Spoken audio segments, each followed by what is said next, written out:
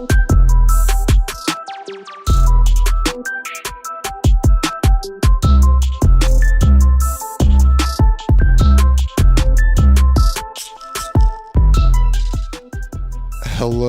and welcome everybody to Flicker Effect, episode 288. This is being recorded from Anaheim, California on March 31st, 2019. I'm David Lotz. Joining me for this is Bobby Jackson. Hey, what's up, everybody? And friend of the show, I guess you could say, Brian Bernier. Hello, everyone. How you doing? What's up, guys? Well, we did Comic-Con, or WonderCon, sorry. I got my cons mixed up, but yeah, we just finished this whole 3-day event. Still interesting in the fact that, you know, for me, I'm so used to the San Diego Comic-Con of having that Wednesday through Sunday, that when you get the Friday through Sunday, it's truncated, but it still feels like it's a long 3 days as opposed to just kind of going by in a breeze. It does, but at the same time, it definitely feels like you fill the day. Yeah, I was thinking, man, this is 3 days, but the first day is kind of short. Is this going to feel like, oh, it's too brief? But you're right. Now that it's over, I'm like, okay, it seemed like a good length. Part of me can't imagine it being one more day. Like it might be too much, but I don't know. For me, it was good. My first time here, first time WonderCon, first time California, so it was all new to me. I personally could see it going another day, just because I wish Friday was earlier. It started later, and so that just kind of feels like they took something from me. But that's just that's just me, because I want to be here for so much more, because I'm new. And it's all different. So I'm used to MegaCon, DragonCon on the other coast. So you get used to that, and then you come over here, and it's so nice. It's so relaxing. I just want more. No, this has to be the most relaxing con I've ever been to. So for those who don't know, WonderCon owned by or run by Comic-Con International, who runs San Diego Comic-Con, if you're not aware. So it is very similar to San Diego, but it's definitely smaller. It's definitely small in attendance. I tried to look up today what the attendance usually has been, and the only thing I could find was an article discussing the numbers from 2016, which Comic-Con International, I don't think they officially release attendance numbers. No. But the estimate for that year was 60,000.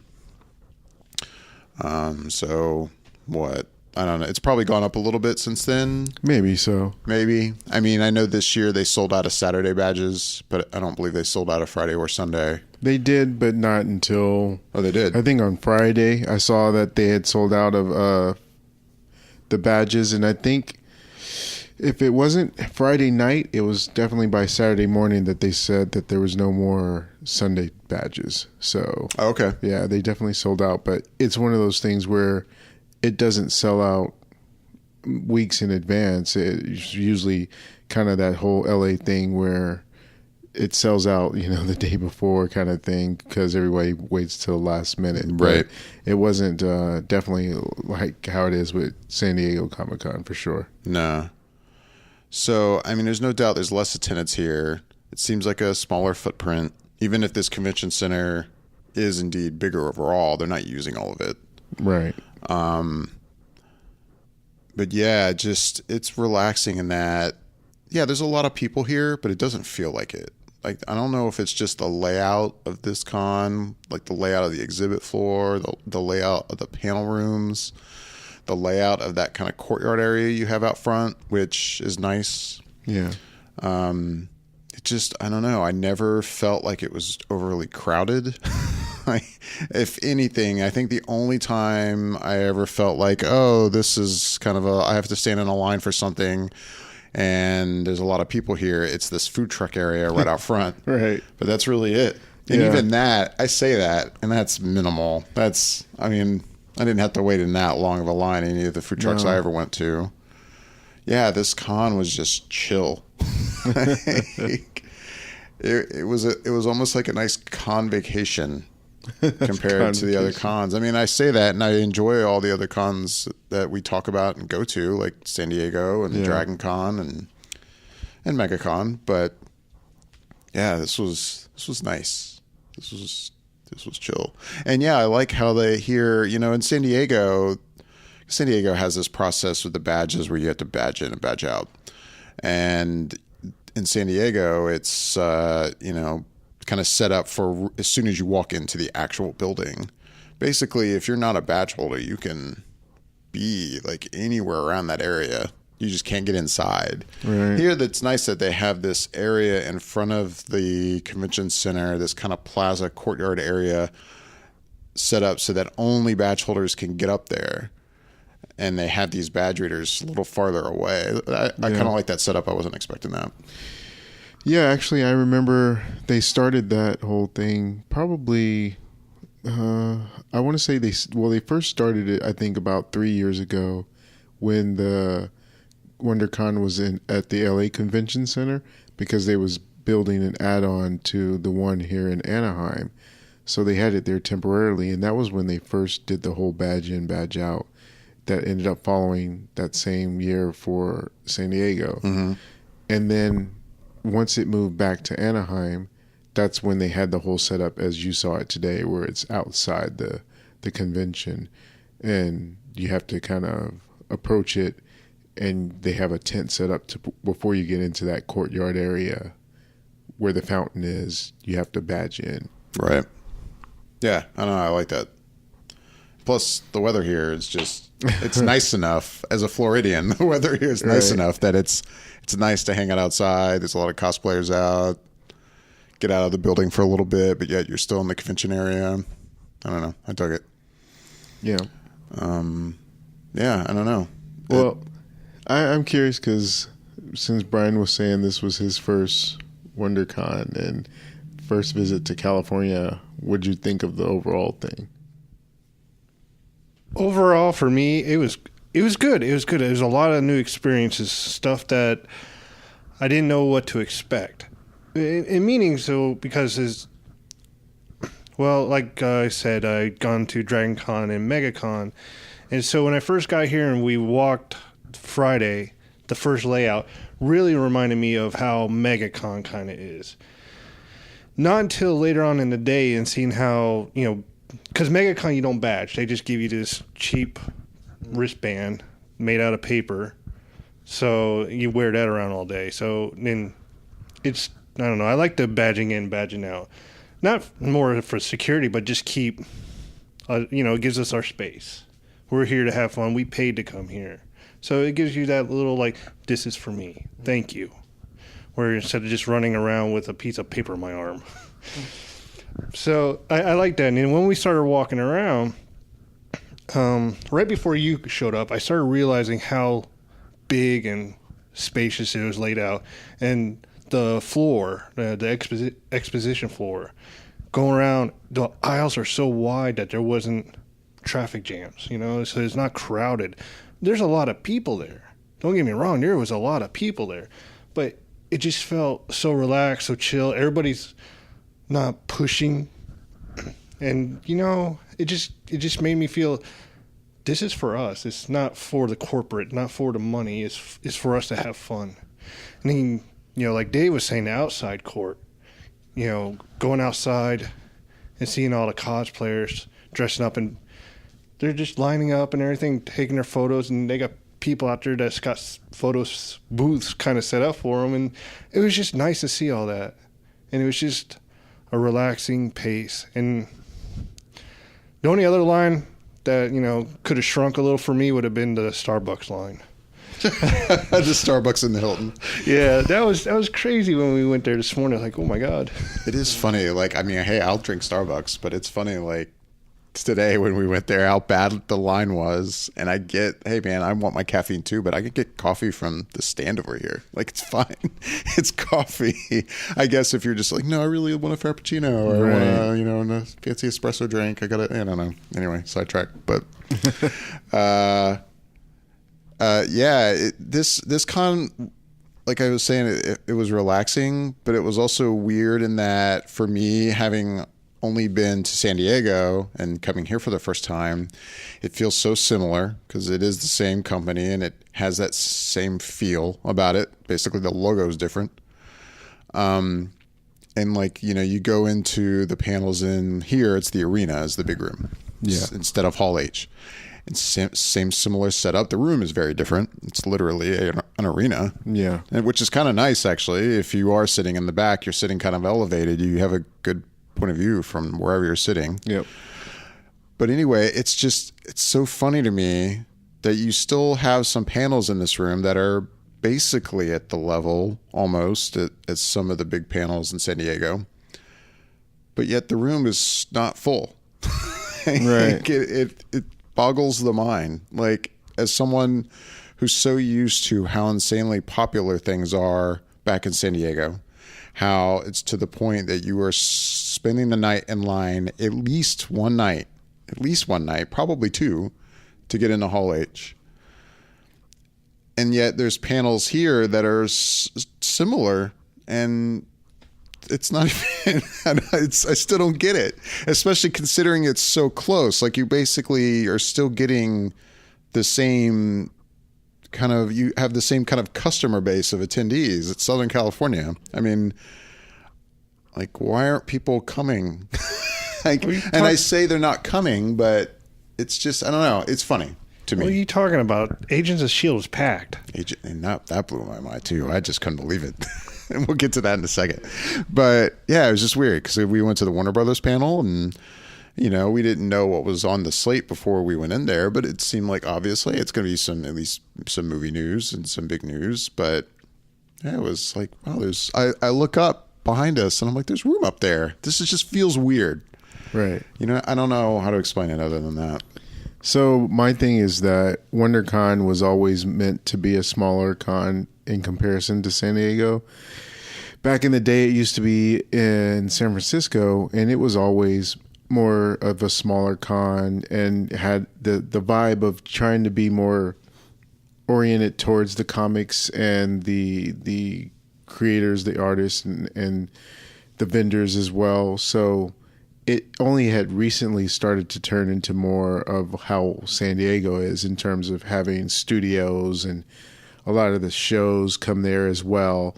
And so I think the thing is that because there's that similarity to San Diego in terms of what it offers, but still not to the same degree and level. You know, you got on Friday in San Diego a full day of programming that's usually related around TV stuff. And then on Saturday, you get your movie stuff in Hall H. And nowadays, there's even more stuff on Saturday for TV as well. But with WonderCon, it's still not to that level. And I would say that because of that, a lot of people still, if they've got to spend a certain amount of money for the year on cons or places that they can travel, Comic-Con in San Diego is still the international Comic-Con, that where people are coming from all around the world as opposed to just, you know, local.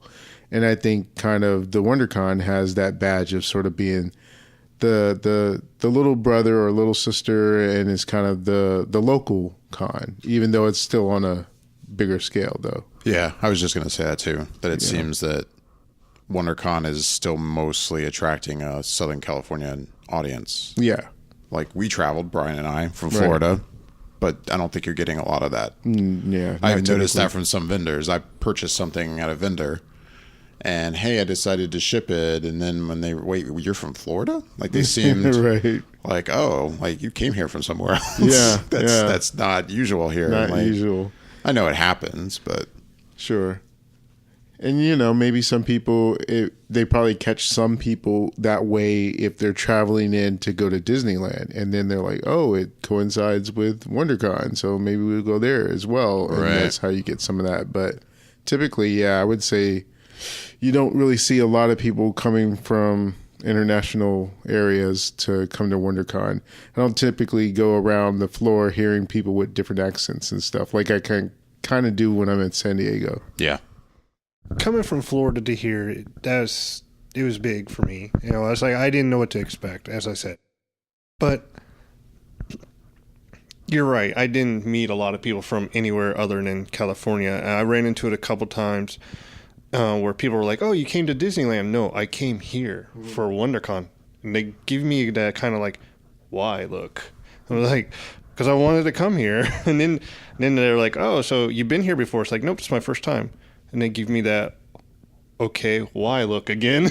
So it was interesting because, like Dave said, even you said it too. Not a lot of people come here for WonderCon because it's the smaller one. They don't see it as much publicized as Comic-Con is, because they made a joke on Big Bang Theory about WonderCon. It was like, ooh, no, but it was really nice. I have not experienced Comic-Con yet, other than listening to you guys and especially Dave talk about it, and I'd like to try it one day. I'm not gonna lie, but I would come back here. I really would. I had a really good time. I could come back to WonderCon.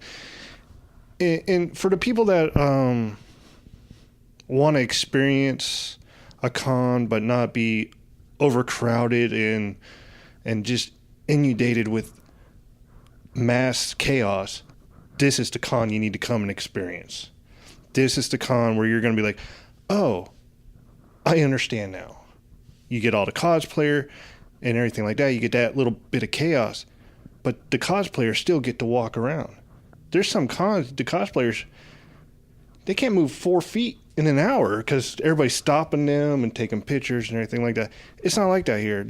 People crowd around you, get your pictures, and then they disperse.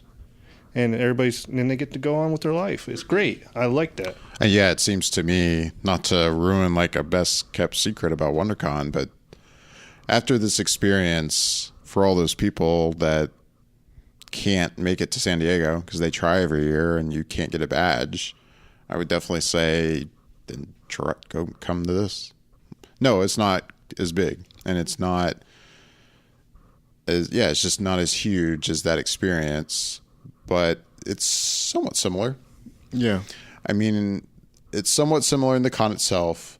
I think if there's anything it is missing most drastically, it's the outside experience. For sure. Yeah. I mean, the experience in San Diego outside the convention center that anyone can, for the most part, partake in, that does not exist here at all. Yeah.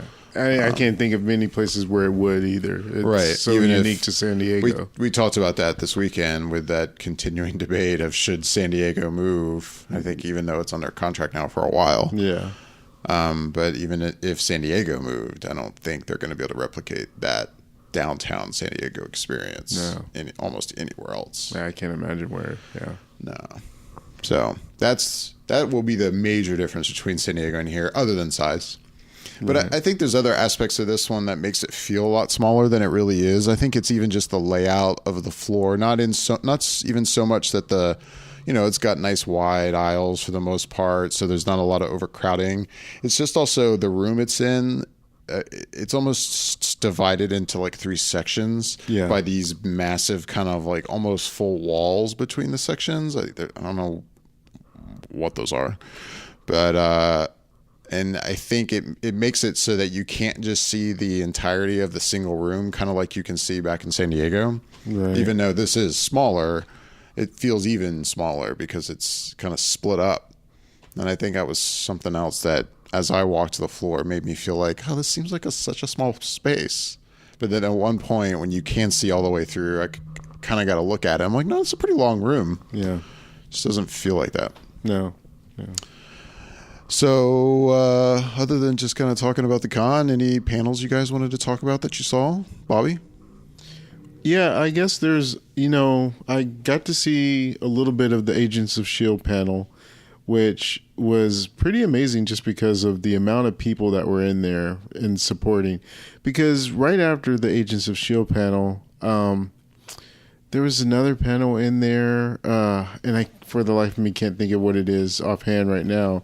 But I would have bet good money at the time that maybe everybody was waiting around for that next panel, but they just jumped in. What, Big Bang Theory? Okay. So I was thinking maybe a lot of people just jumped into the Agents of S.H.I.E.L.D. to be able to get in for the Big Bang Theory panel. Which is basically what I did. Right. And when that panel was over for Agents of S.H.I.E.L.D. and I saw how many people exited, I was like, what? I couldn't believe it. I was surprised. I walked into the room and had to sit up in the upper, I wouldn't call it a balcony, but the upper section of the arena, which was fine. And I was fully expecting to stay up there. And then, Agents of S.H.I.E.L.D. ended and just the mass exodus of people out of the room. And I'm like, all these people were here for this? Like, everybody that watches the show was here. Yeah, pretty much. I was shocked. Yeah. Yeah. There were more people in there, I think, than there were in there for Warner Brothers. For sure. Yeah, no doubt. And that's the interesting thing about it is that for Agents of S.H.I.E.L.D., WonderCon has always been pretty special for it. Because I remember at one point when there was... It may have been the first year that they were at WonderCon that I can remember. And it happened to be at the LA Convention Center that year when it was over there for that reason of the construction being at Anaheim.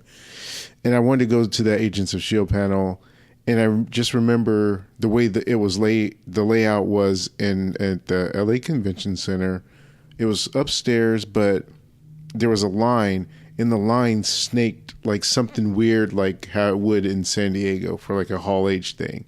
And I was like, there's no way I'm getting in here. And sure enough, it was like we waited a good 30 minutes in line before they finally said, here's the cutoff. And it was well beyond where I was at. And they were like, you can wait around if you want and maybe hope that you can get in. But you may not be able to get in. So I was like, man, I did not realize that it was so popular. I mean, I obviously have loved it, but seeing that the amount of people that showed up for it, because it's different in San Diego, because I think the room is bigger in a sense, and there's other things to capture people's attention as well, because they might counter program it. Agents of S.H.I.E.L.D. may be in one room, and then you might have some big studio going in Hall H at the same time. And so most people might want to divert their attention that way. So, but when you're at WonderCon and there's no other competition, really, then everybody's going to shoot for that. So I think that's probably what causes it. But yeah, definitely they show up for it. And they definitely showed up in droves this time around, because you never know if it's going to be the last season or not. So they definitely came out to show their support. Yeah, I was shocked. I was shocked like you guys were. We were right after Agents of S.H.I.E.L.D., we were fully vetted on staying on the third floor, their balcony area, whatever. Dave looked down and he's like, everybody's leaving. And he was in shock, and I'm looking, I'm like, oh my God, really? We walked downstairs. We left, and then we walked back into the arena, and we were able to sit in the row. We got really good seats, right? Or on the floor. Yeah, on the floor, right from the stage. And then later on, you showed up. But it's like, I would have never guessed that many people would have left, that we would have got on the floor right in front of the stage.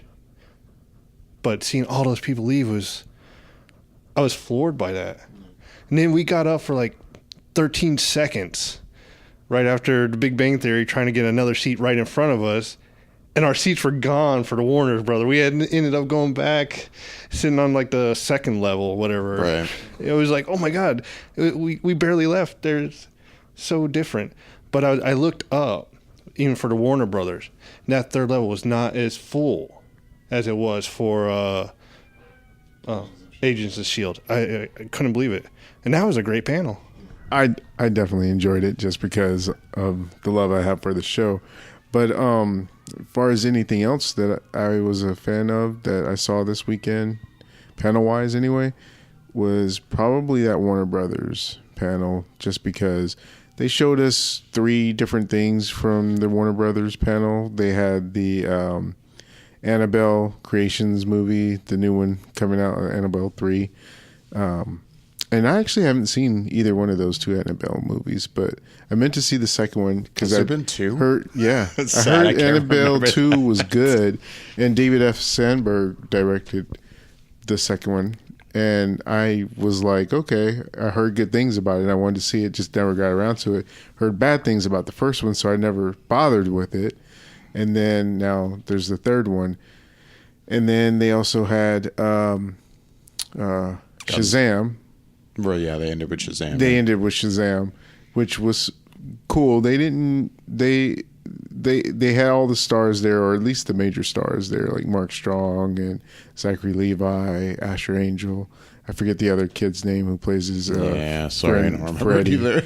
But they had all them there, and then they showed some clip from the movie, which I did not look at just because noticed. I looked over her, and I had a feeling Yeah. that you weren't going to watch, and indeed, you're kind of there, I think, fiddling with your phone. I was looking down. Yeah, I was you're just looking down. Yeah. I was like, no, I don't want to see anything because it comes out this week or this coming week. So I was like, it's too close. I can wait a few more days. If it had been longer, then I definitely would have checked it out. But for me, the thing that was the coup d'etat, the thing that put it over the top for me was the Godzilla.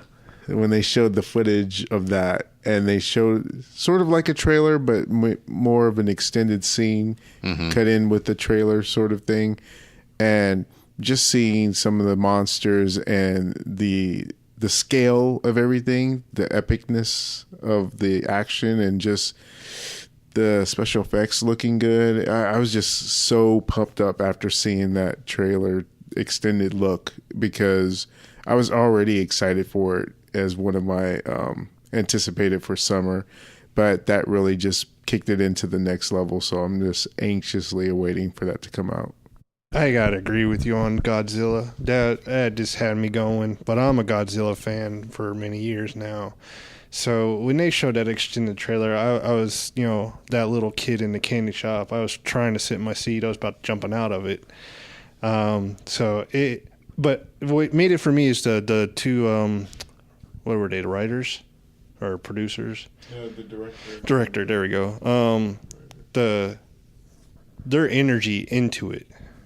It was just, they were feeding that energy off of the room for it too. They did a good job promoting it and everything. But you can tell, I can't remember his name, but he had so much energy just for Godzilla. Mike Doherty. Yeah, Mike Doherty. He has so much energy for Godzilla, not just his movie, but Godzilla as in a whole, the OG to now and everything like that. Not too fan of Zilla, but he was he had a lot of energy for it. And I respect that. I like that. He brought up some old terms and everything like that. Mecha Godzilla and all. So I got to give him props. He was good. I like that. I'm with you. I'm not too much sure about Annabelle. It looked good. Made me actually want to try and see it, but at the same time, if I don't, it won't hurt my feelings. And then Shazam, I watched that trailer. It was good. Sorry, but it was good. I liked it. Spoilers don't affect me. You can tell me. You've always been like that. We'll talk about movies, and Brian, you're always, you could spoil it. And I'm just like, no, I'm not. I get it. I get what you're saying. Like, spoilers don't bother me. I still enjoy the movie. But no, it's against my religion to spoil something before someone sees it. And there's been times where he actually spoiled it, and you can see he's mad at himself. He's like, it's like, I think there's been once or twice I gave in at some point where I was like, fine, I just want to talk about it. But I was like, this feels weird. It shouldn't be happening. So spoilers don't mess with me. So I was already excited to see Shazam. Now I'm even more excited because it just looks like it's going to be a great movie. I think it's a good direction that they're going in with it.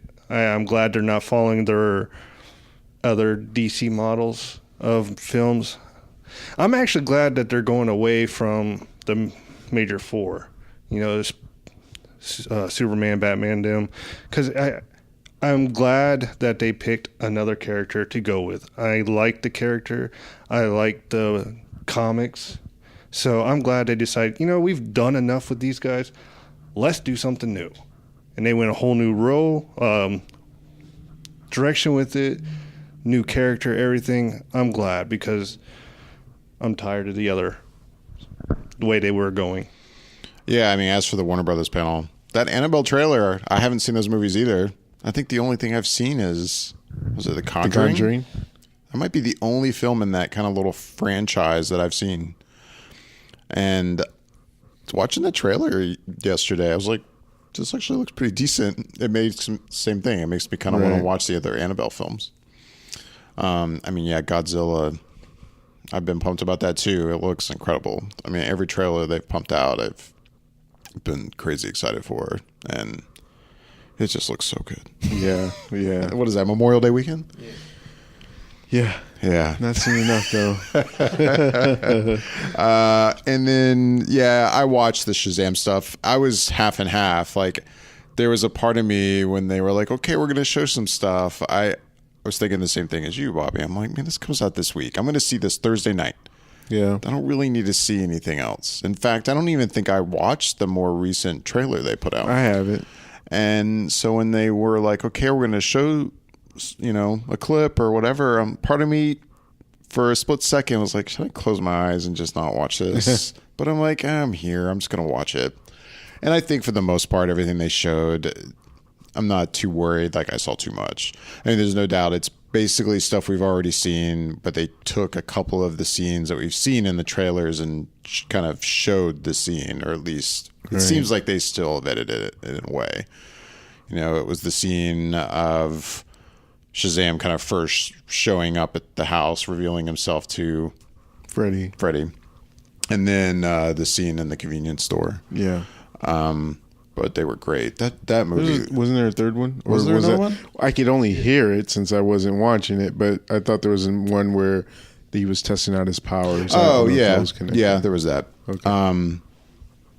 It looks so good. Yeah. Like, the movie just... now I'm worried I'm going to get too excited. I mean, I only see it in a handful of days, but I think it's going to be... I mean, it seems like Warner Brothers has a lot of confidence in it. I mean, I think it's already got a pretty high Rotten Tomato score. They've already done screenings to the public, early screenings on the 23rd. People have seen it. They're doing that because they know it's good and they want the word of mouth. And yeah, it seems like indeed it's going to be that good. I can't wait to see that movie. It's right around the corner for sure. Yeah. So you didn't say what else you enjoyed? Me? Overall this year or at the con? The con. I mean, yeah, I went to the Big Bang Theory Writers Room panel, which was just before Warner Brothers. And I know they've always done that in San Diego as well. And I've never been to it before. This was the first time. And it was interesting. And especially considering that show is coming to an end. I've said before in this podcast, I haven't actually been watching Big Bang Theory these past couple seasons. I don't know. It's just for some reason, I think the show's gotten to a point, it's just not the same for me anymore. But I've always loved Big Bang Theory. And listening to these writers talk about it, it was fascinating. And also seeing how emotional they are that it's coming to an end. Like, when you work on a show that long... I get it. It was an interesting kind of story one of the writers gave about talking to one of the Friends writers about like how they dealt with the show coming to an end, and yeah, it's a similar situation. I get it. But that was a good panel. What other panels did I go to in the? I honestly didn't do a ton of panels at WonderCon. Basically, I only saw panels in the arena. I went to the animated shorts. Right. What was the official title of that panel? It's like, I don't know, because I kind of something. came into the middle of it because you guys were already there. And I think that's something else in. they've done in San Diego as well. I believe there were some good shorts in there. Like I was pretty impressed with them. I can't remember titles for any of them. And there's one point where the moderator, kind of, I guess the guy that runs that panel, he like offered up his phone number to the entire room. It was really weird. I'm like, dude, I don't know why you're doing this. Yeah. I thought that was odd. There's a lot of people in this room. I don't know if you want to give out your phone number, but okay. Strange. But yeah, that was strange. No, that was pretty good. The other panel that I went to on the first day was for Dark Phoenix. And Bobby, you weren't there for that, right? No. But yeah, Brian and I were there for Dark Phoenix, and this has been a movie that I have not been really interested in at all. I'll go as far as saying it all. I really just don't care. Like I've had a back and forth kind of relationship with the X-Men movies as someone who has not had much of a background with X-Men. I never really read X-Men comics. I never watched X-Men animated show as a kid. Yeah. It's just something I kind of missed. And there's been X-Men movies I've liked. There's been some I haven't been a big fan of. So I just don't have an attachment to the X-Men. And then with this kind of newer cast, I've liked, the first two films I thought were great. The more recent one, not so much. And then this one, it just, it's been kind of plagued with, seems like, production problems. And finally this movie's coming out, but then it's also coming out with all of us knowing that this is the end, basically, for this cast, right? Like, yeah, 20th Century Fox has been purchased now by Disney. The X-Men they're going to eventually become a part of the MCU. It's going to basically be rebooted at some point, and now we have this kind of final film. And in a way, it's be kind of interesting to see how they end it and wrap it up. But I don't know. As I've seen trailers for it, I don't know. I could almost just not see the movie and be like, yeah, fine. But then went to the panel, and I'm not saying the panel like blew me away or anything, but they showed some footage, and I will say I was fairly impressed with what I saw. They first showed a long clip because in this X-Men film, they go to space for the first time, and they show us this clip with them going into space and coming back to Earth. And it was nice to see. There was a nice, like, kind of extended dialogue scene in there. And I don't know, there was something about it that I was like, this is nice to see. I like a good balance of action and just some character development and some dialogue, and I actually really like that. I agree with you, and I think they're getting the character dialogue, the character growth too late in the franchise. Yeah. The other nice thing about that clip, and something that was at least revealed to me, I didn't know this, it was talked about before they showed it, that Hans Zimmer scored this film, and I didn't know he was scoring it. And the music in that clip, being Hans Zimmer, I mean, Hans Zimmer's a great composer, but it was solid. It was really good. And it drastically changed, I think, aspects of that scene that, somebody else could have written music and it would have played completely differently. And I don't know if that's to credit a combination of Hans Zimmer and the director, or if it's more just Hans kind of doing his thing there, or if Simon Kimber kind of specifically telling him, hey, I want you to kind of do this. But however it worked out, it worked. I liked it a lot. It was interesting. Then they showed another longer scene clip from later in the film at the end of the panel. And all I'll say, it was interesting that they showed this clip and basically revealed what felt like a pretty major spoiler for the movie. and I guess, Bobby, it's something that you said is kind of out there as a rumor, but honestly, I hadn't heard it. So when I heard it in the clip, I was like, oh, like, should you really be showing this in here? Like, it was just kind of a weird choice. I didn't quite understand. But, that scene was pretty good, actually. The action, the direction in the scene was pretty well done. I was pretty impressed with it. So I'm like you. I didn't have much of a expectation to go see it. I was just like, okay, another one. With you, I was not a fan of I won't say I hated the last one, but I was not a fan of it either. It just left me kind of numb. With that saying, seeing these two trailers, it kind of got me excited for it and started getting me thinking, that's right, this is the end of this era of X-Men. I'd like to see how they're going to move forward, how this is going to end this era and start the new era. Who are they going to use? What characters are they planning on using? So I think this is unfortunately, is going to leave us with more questions if you're a big X-Men fan or something like that. But at the same time, it's going to end a lot of questions and be like, okay, now we can move on. Fox is done. Let's see what Disney does.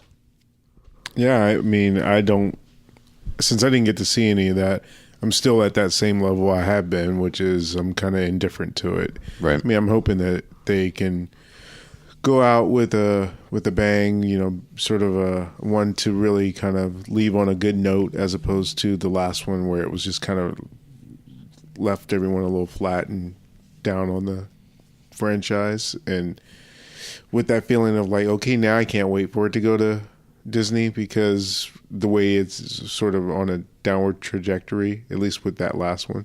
Yeah. So, if you guys thought that it at least looks good, then that gives me a little hope that maybe this one can be good, even though, this is pretty much it. I feel like it'll be a win for me if the movie is just, that was pretty good. Right.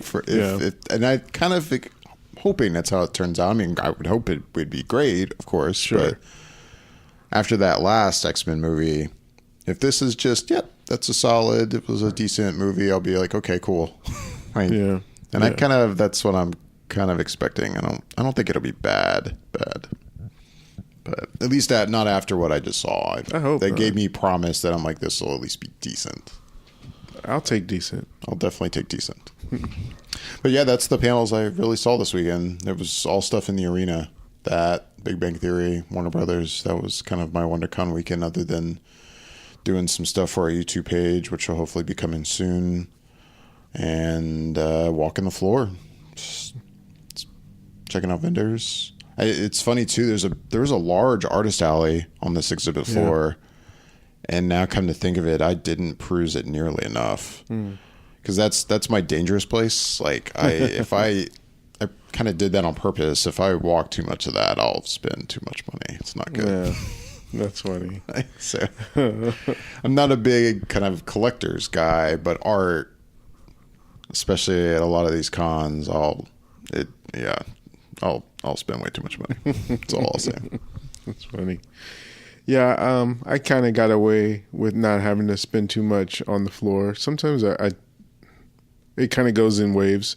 Like one year I'll not get anything, and next year I'll get a few things. But this year, I guess, at least for WonderCon, didn't end up getting anything really. Yeah. Well, go ahead, Brian. No, I ended up getting something. So quite a few things. But I didn't spend enough money. With Dave, got a poster print, and I was like, and I almost talked myself out of it, but I influenced myself too much on, I went ahead and got it. So, and that's where we ran into the shipping. She was like, where you got, because when we asked to have it shipped back, she's like, oh, I saw you guys before. And we're like, no. Yeah, you were at this. No, we weren't. She's like, where are you from? Florida. She's like, oh, God. And I think it played into, she was telling us about this event, and I'm saying all this, and maybe while we're recording, I can think of who the vendor was, but it sounds like they occasionally do these shows, I assume in the LA area, because a lot of their prints they react to blacklight, and like, in fact, one of the ones I bought does. And she was describing that they do these shows with all of the prints and artists that do the prints that are in react to blacklight. They'll kind of like put them up on the ceiling, I guess, and they just kind of lay there and like enjoy the art and drink beer. They offer free beer, and it's like free admission, I think she said. Yeah. She's like, as long as you come and appreciate the art, it's free beer, free admission. I'm like, this sounds amazing. And I'm listening to it just like, oh, that sounds cool. Like, not saying, hey, I assume that's around here, I can't do that. And I think when I came back with hey, I want it shipped. Oh, wait, you're not local? like no, sorry. I wish I could go to this art experience you're talking about. It sounded great. That sounds fantastic. But unfortunately, it's on the other side of the country from me. So I did get to walk the artist alley. I liked a lot of that. I'm not as influenced as Dave is with that. I personally stayed away from the comics. That's my weakness. I got a lot of comics at home, from being a kid and recent. So I personally stayed away from the comics section. I will say I did walk through it a couple times, and I stopped here and there and looked at them. Came close to buying a few, but unfortunately I didn't. So that's my experience with that. So I think we all have our own weaknesses when it comes to the floor. It doesn't matter what it is. You can find something to spend money on down there because they're good at grouping their stuff together. So if you might see it in one area, you keep walking, you're going to keep seeing it till you buy it. Right. So, I did do more panels though. The one panel I only got to see half of it. And that was Marvel's Rising Again. It was the Ironheart. It's about a new superhero, teenage girl.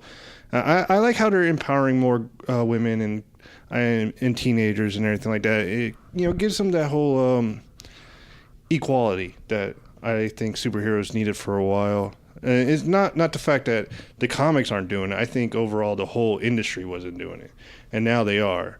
And I got to see the half of the trailer of not the trailer, but the show Ironheart, and I liked it. She's pretty cool. She's got her own family issues, and she's super smart, kind of like Tony Stark, and she builds her own iron suit. And in the end, her suit's got like a heart on it, so she calls herself Ironheart. And it's her and a bunch of other, Squirrel Girl. Yeah, sort of.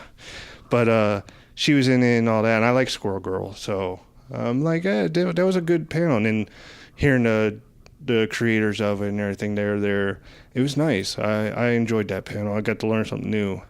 But that's one thing I found kind of odd, where WonderCon is. It's really close to Disney. But WonderCon, to me, seemed to be geared a lot towards DC. There wasn't much Marvel stuff here. Even the WonderCon logo, what do you call it, the cover print is Batman. Yeah, celebrating his 80th. Which I understand that. Yeah. I'm not disputing that, but overall, other than the major, Avengers, there was not a lot of Marvel stuff here. Being so close to Disney and everything, there wasn't even a huge Disney panel. Being this close, I personally, coming all the way from over Florida to here, I thought there would be more, Disney, more, even Star Wars. I thought there'd be more Star Wars because that celebration is coming up soon in Chicago. So I figured there'd be something here to get people geared up and probably go over to that. And then you got Star Wars Land opening up soon and all that. There's none of that mentioned really around here other than other fans bringing it up. Right. Go ahead, Bob. I was just going to say most of that is just because WonderCon is just held at the Anaheim Convention Center. It's not like specifically done by Disney or anything else. And that's one of the things where Disney has their own stuff where they'll be showing things like you mentioned at Star Wars Celebration. And they also have D23 coming up this year as well, where they'll show some stuff. And then there's also San Diego Comic-Con. So they probably just, even though it's held in Anaheim, it doesn't have an influence on what is really shown up in the WonderCon. And that's mostly their own doing, really.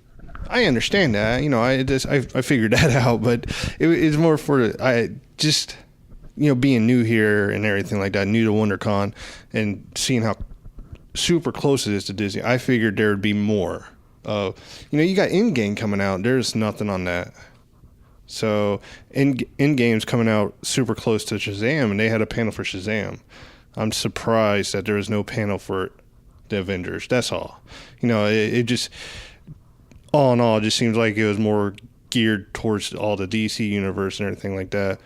And that's fine because, yeah, they broadcasted the heck out of Shazam, which is good. It's great. I like it. I am excited for Shazam.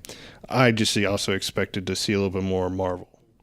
Question for you, Bobby. I noticed, like in previous WonderCon years, so this year there was a DC booth, very similar setup to the one I've seen when they have it at San Diego.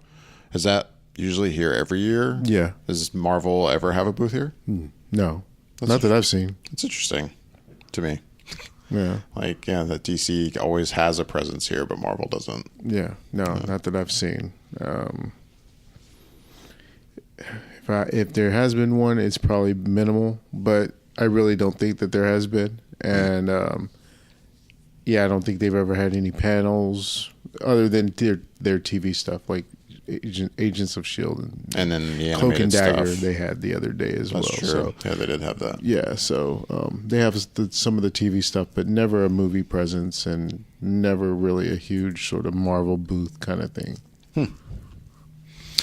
Well, anything to wrap up your weekend, Bobby, before we wrap things up? No, other than, it was a lot of fun, and it was great having you guys here. So to get the chance to experience WonderCon and report back and sort of spread that word, and so hopefully can do it again sometime. Brian, any final thoughts? Like I said, this is great, nice, relaxing. Got to experience so much new things into the con that, the small things you get to miss and stuff like that. That here you have time. You're not rushing around. You get to see the small things, and meeting you, Bobby, and meeting Yasha. That to me it was great. You guys are awesome. Got to hang out and experience the WonderCon through your experience, Yasha's experience, and then just getting to see little parts of Anaheim and everything like that was great. So I just had a really good time, and I appreciate it, and thank you both. Yeah, I really enjoyed the weekend. My first WonderCon experience. For me, it was I know I'm taking a year off from San Diego this year, so when the opportunity came available to come to WonderCon instead, I was like, yeah, why not? Kind of take a break from San Diego and do this instead. And I could see possibly doing this as a regular thing every other year. My off years for San Diego coming here instead, I could see doing that. Yeah. I mean, I always love coming to Southern California, so it's not like I'm having to go somewhere where I don't really want to be, and that's part of it. So, yeah, this probably won't be my last time at WonderCon, and hopefully it remains as chill as it is. As much as I've been talking it up, telling people to come, I mean, and I do. Like, again, I mean, if you're somebody listening and you're like, man, every year I want to get a San Diego badge and I can't get one, like, no, this isn't the same, but I'd say come here at least. You know, like, I mean, and with that said, I know there's a lot of great conventions all over the country now, all over the world. Sure. I would say right now, at least for U.S. conventions, the one really I haven't done yet, the big one would be New York. New York, yeah. And I could see that. I don't know, it's not going to happen for me this year, but I could see one year coming up sometime soon. I would like to go to New York eventually. Yeah.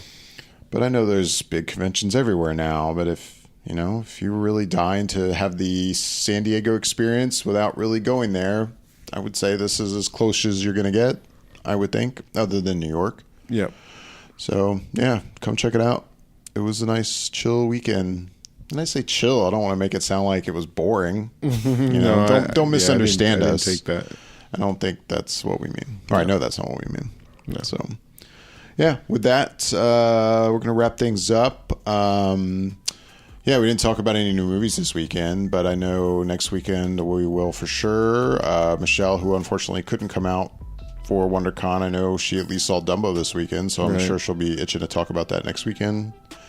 So look out for that on our next podcast. And with that, we always like to hear back from everyone listening. You can email us at feedback@flickereffect.com. Reach out to us on Instagram and Twitter at @flicker_effect. And yeah, just always check out our website. You can stream and download all of these episodes right there. So yeah, keep checking that out. With that, I'm David Lott. I'm Bobby Jackson. I'm Brian Bernier. Thanks for listening.